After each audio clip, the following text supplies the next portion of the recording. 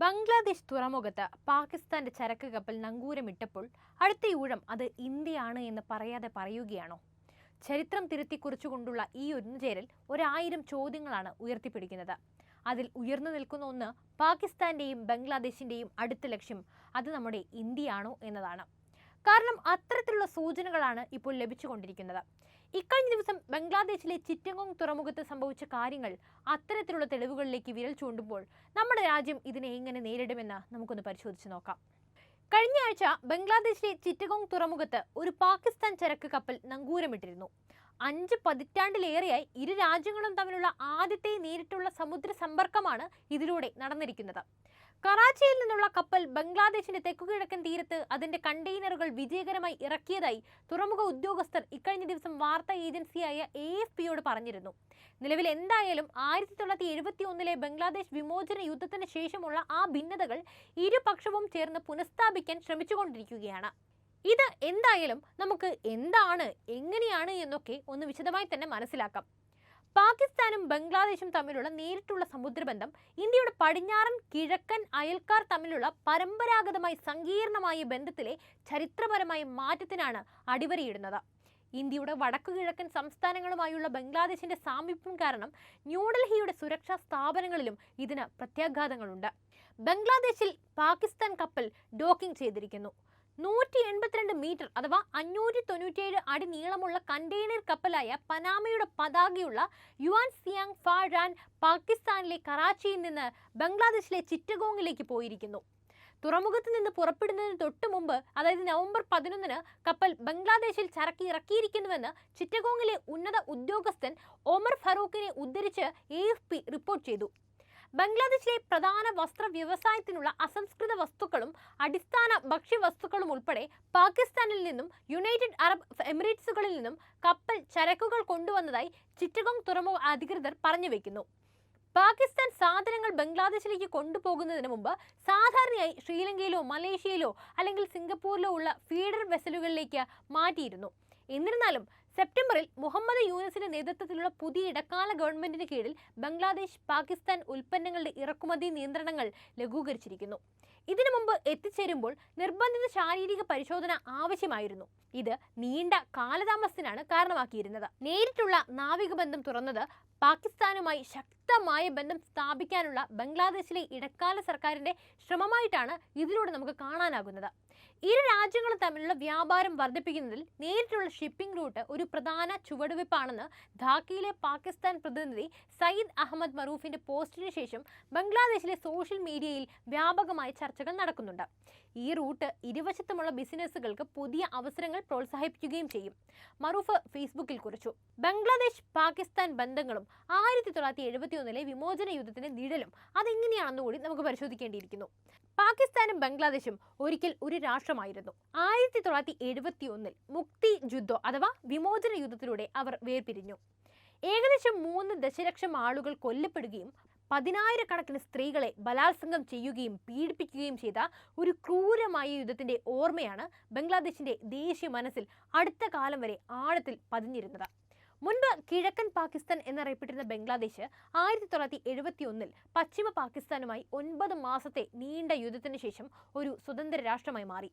അതിൽ ബംഗാളി സ്വതന്ത്ര സമര സേനാനികളെ ഇന്ത്യ സഹായിക്കുകയും ചെയ്തിരുന്നു.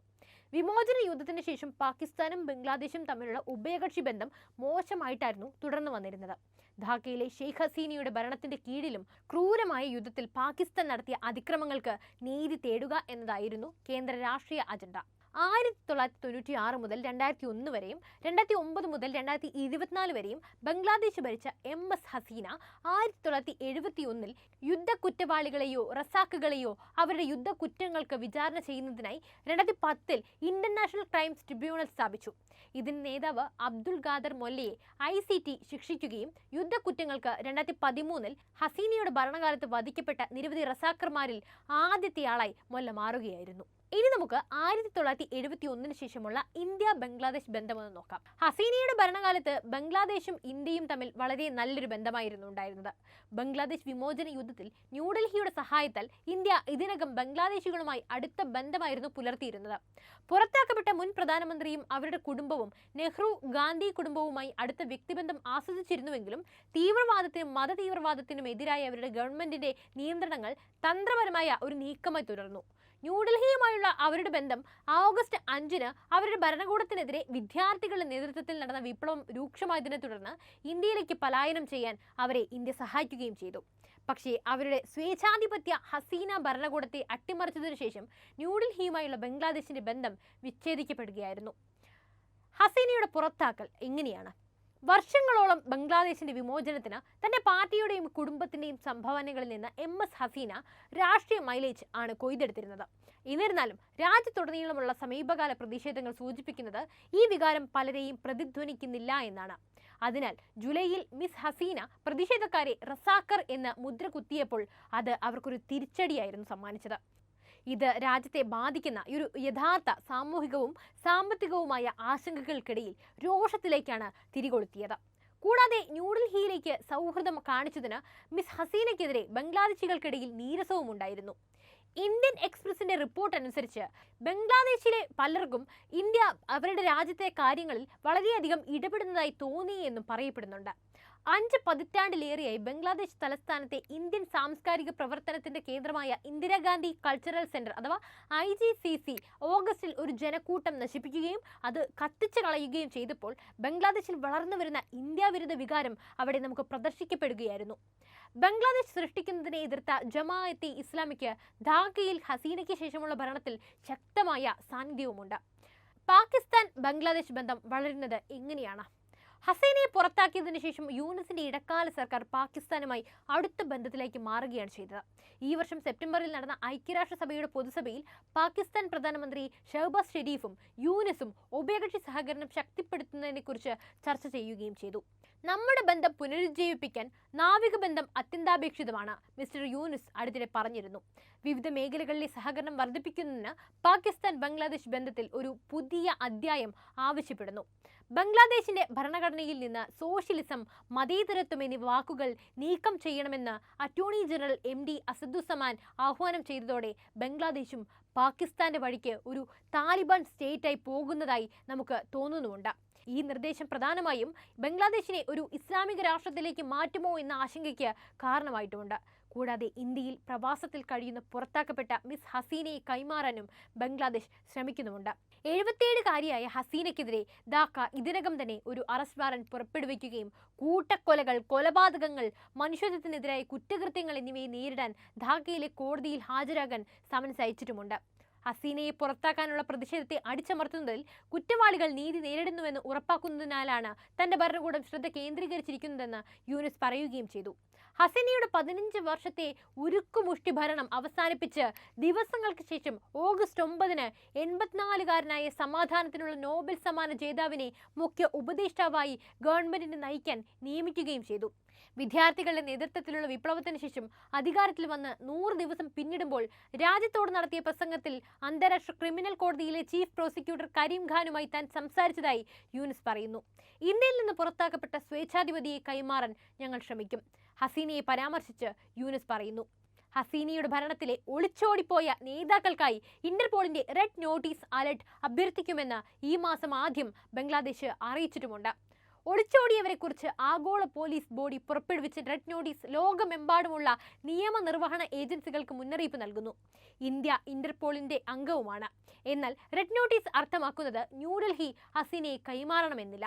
196 അംഗ രാജ്യങ്ങൾക്കിടയിൽ പോലീസ് സഹകരണം സംഘടിപ്പിക്കുന്ന ഗ്രൂപ്പിന്റെ അഭിപ്രായത്തിൽ അംഗരാജ്യങ്ങൾക്ക് ഒരാളെ അറസ്റ്റ് ചെയ്യണമോ എന്ന് തീരുമാനിക്കുന്നതിന് അവരുടെ സ്വന്തം നിയമങ്ങൾ പ്രയോഗിക്കാൻ സാധിക്കുകയും ചെയ്യും. ഇനി ഇന്ത്യയിലെ സ്വാധീനം കൂടി നമുക്ക് നോക്കാം. പാകിസ്ഥാനുമായി ബന്ധപ്പെട്ടിരിക്കുന്ന മയക്കുമരുന്ന് വ്യാപാരം വർദ്ധിക്കുന്നതോടെ ഇസ്ലാമാബാദും ധാക്കയും തമ്മിലുള്ള വർദ്ധിച്ചു വരുന്ന ബന്ധം ഇന്ത്യയുടെ ദേശീയ സുരക്ഷാ ആശങ്കയായി മാറാനുള്ള സാധ്യതയുണ്ട്. ന്യൂഡൽഹിയുടെ മറ്റൊരു സുരക്ഷാ ആശങ്ക മേഖലയെ അസ്ഥിരപ്പെടുത്തുന്ന പ്രവർത്തനങ്ങളിൽ പാകിസ്ഥാൻ ചാര ഏജൻസിയായ ISIയുടെ പങ്കാളിത്തമാണ്.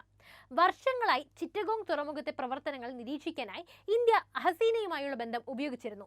അവിടെ 2004 ഏകദേശം 1500 പെട്ടി ചൈനീസ് വെടിമരുന്ന് കണ്ടുകിട്ടുകയും ചെയ്തു. ഏകദേശം 4 മുതൽ 7 മില്യൺ US$ വിലമതിക്കുന്ന ഈ ചരക്ക് പാകിസ്ഥാൻ രഹസ്യാന്വേഷണ ഏജൻസിയായ ഇന്റർ സർവീസസ് ഇന്റലിജൻസ് അഥവാ ISI ആണ് സൂത്രധാരൻ ചെയ്തതെന്ന് ആരോപിക്കപ്പെടുന്നു. ഇന്ത്യയിലെ നിരോധിത തീവ്രവാദ സംഘടനയായ ഉൾഫയിലേക്ക്, അതായത് യുണൈറ്റഡ് ലിബറേഷൻ ഫ്രണ്ട് ഓഫ് അസമിലേക്ക് എത്തിക്കാൻ ഉദ്ദേശിച്ചിട്ടുള്ളതായിരുന്നു ഈ ചരക്ക്.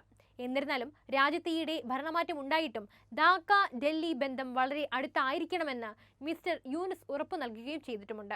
ഇത് ഇരു രാജ്യങ്ങളുടെയും താല്പര്യമാണെന്നാണ് ഉറപ്പിച്ചു പറയുന്നത്.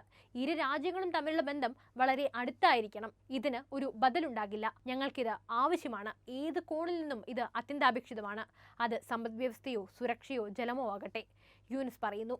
ബംഗാളി ഭാഷാ ദിനപത്രമായ പ്രോതോമാലോ ഒക്ടോബറിലാണ് ഉഭയകക്ഷി ബന്ധങ്ങളിലെ സമീപകാല പിരിമുറുക്കങ്ങളെക്കുറിച്ചുള്ള തന്റെ അഭിപ്രായം ചോദിച്ചപ്പോൾ ബംഗ്ലാദേശിലെ സമീപകാല സംഭവങ്ങൾ ഇന്ത്യയെ നിരാശപ്പെടുത്തിയിരിക്കാമെന്നും മാറ്റങ്ങളിൽ അവർ തൃപ്തരല്ലെന്നും യൂനുസ് പറഞ്ഞത്. സംഭവങ്ങളെക്കുറിച്ച് അദ്ദേഹം പരാമർശിച്ചിട്ടില്ല. പരസ്പരമില്ലാതെ നമുക്ക് മുന്നോട്ട് പോകുന്നത് ബുദ്ധിമുട്ടാണ്.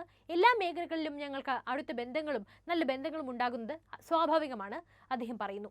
എന്തായാലും ഹസീനയുടെ നേതൃത്വത്തിലുള്ള സർക്കാരിനെ പുറത്താക്കിയതിന് പിന്നാലെ ബംഗ്ലാദേശിൽ നടന്ന അക്രമാസക്തമായ പ്രതിഷേധത്തിനിടെ ഹിന്ദുക്കൾ ഉൾപ്പെടെ 600-ലധികം പേർ കൊല്ലപ്പെട്ടതായി UN റിപ്പോർട്ട് ചെയ്യുന്നു. എന്തായാലും ബംഗ്ലാദേശിന്റെ മാറ്റം അത് നമ്മുടെ ഇന്ത്യയെ സംബന്ധിച്ചിടത്തോളം ഒരു നല്ല വാർത്തയല്ല. അത്രമാത്രം പറഞ്ഞുകൊണ്ട് നമുക്ക് അവസാനിപ്പിക്കാം. അപ്പോൾ ഈ വിഷയത്തെക്കുറിച്ച് നിങ്ങളുടെ അഭിപ്രായം തീർച്ചയായും കമന്റ് ചെയ്യൂ. അതോടൊപ്പം ഈ വീഡിയോ ലൈക്ക് ചെയ്യാനും ഷെയർ ചെയ്യാനും ശ്രദ്ധിക്കുമല്ലോ.